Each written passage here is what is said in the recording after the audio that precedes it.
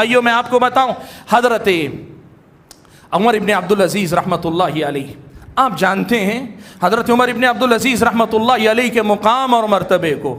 حضرت عمر ابن عبدالعزیز رحمۃ اللہ علیہ کے سامنے ایک آدمی نے آ کر پوچھا کہ عمر آپ بتائیے کہ یہ جنگ جمل میں صحابہ میں آپس میں لڑائی ہوئی، جنگ صفین میں حضرت معاویہ اور علی صحابہ کے درمیان لڑائیاں ہوئی، آپ کیا کہتے ہیں؟ آپ کا اسٹینڈ کیا ہے؟ آپ کا موقف کیا ہے؟ یہ وہی جو آج نوجوان کرنا چاہتے ہیں، کتابوں کے حوالے لے لے کر پھرتے ہیں،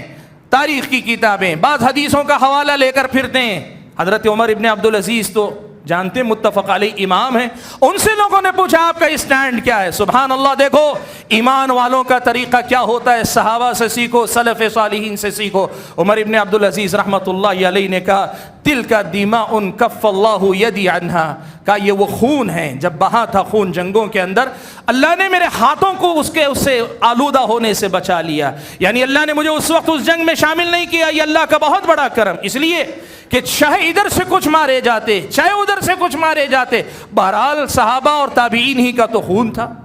اللہ نے میرے ہاتھوں کو ان کے خون سے آلودہ ہونے سے بچا لیا ہے، تو میں اکرہ ان اغمس یدی فی دمائہم، کہتے ہیں کہ آج جب ان کے خون کے سے آلودہ ہونے سے اللہ نے میرے ہاتھ کو بچا لیا، فَأَكْرَهُ أَنْ أَغْمِسَ لِسَانِي فِيهَا، آج میں اپنی زبان کو اس سے آلودہ کرنے سے بچا لینا چاہتا ہوں۔ مطلب یہ ہوا کہ اللہ نے اگر اس دور میں اس جنگ میں ہمیں نہیں رکھا تھا تو اللہ کا کرم تھا ہم پر، یہ اللہ کا کرم تھا کہ اللہ نے اس وقت ہمیں بچائے رکھا، وہ جو واقعات ہوئے ان سے ہمیں بچائے رکھا۔ اب کیوں خواہ اپنی آپ کو اپنی زبان استعمال کر کے ادھر یا ادھر کسی ایک کی شان میں گستاخی کرنے والے بنو؟ یہ وہ منہج ہے جو صحابہ کے بعد تابعین تبع تابعین نے ہمیں سکھلایا، بھائیو اسی منہج کو لے کر چلنے والے بنو۔ بھائیو ایک بات، ایک